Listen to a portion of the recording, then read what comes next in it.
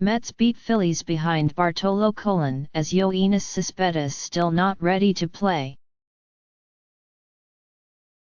Philadelphia rest was not the answer for Yoenis Cespedes, but Juan Lagares and Neil Walker seemed rested and ready to go Friday. So was Bartolo Colon for 5 innings as the Mets survived their first game after the All-Star break without their slugging center fielder, beating the Phillies, 5-3, at Citizens Bank Park. With muscle, the Mets, 48-41, distanced themselves from the 3 straight losses against the Nationals ending their first half and snapped the Phillies, 42-49, 4-game home winning streak. Walker hit a 3-run opposite field home run in the 6th, his 16th of the season, to give Colon a 4-0 cushion. Juan Lagares had put the Mets on the board with his solo blast in the 2nd, his first since May 28. Almost as impressively, after the Phillies closed the gap to 4-3, Lagares manufactured a key insurance run in the 7th. He reached on a walk, stole second and took third on Alejandro De Aza's flyout. Then, on Jose Reyes' chopper to shortstop, he beat the throw home, sliding under catcher Cameron Rupp's tag. "I know I can run a little bit," said Lagares. "Every time I have a chance, I am going to take advantage of it." Colon retired the first 13 batters he faced before Rupp broke up his perfect game with a 5th-inning single. In the 6th, James Loney's one-out throwing error opened the door for 3 unearned runs and Colon's exit. The All-Star right-hander, who was not called on to pitch in the Midsummer Classic in San Diego, ended up allowing 3 unearned runs on 4 hits, with 2 walks and 4 strikeouts in 5.2 innings.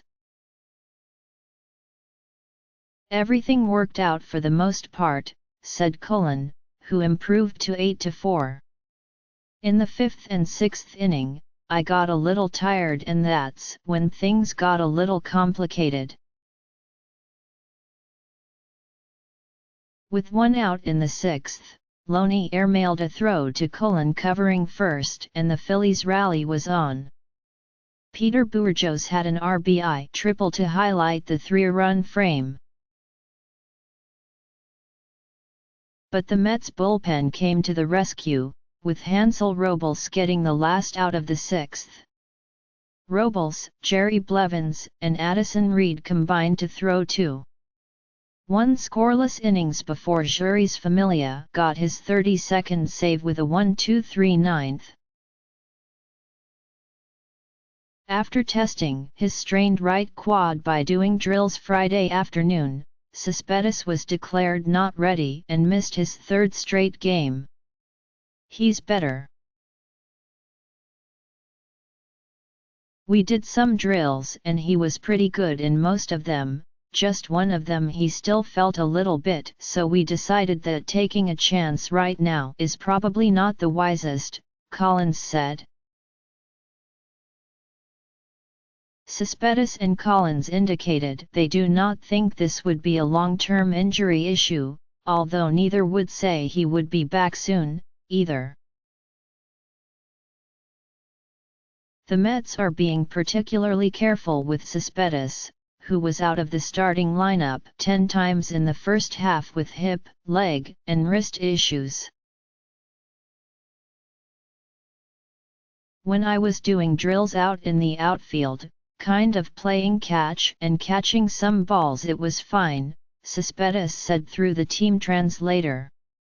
"It was more when I was running the bases that it was still bothering me."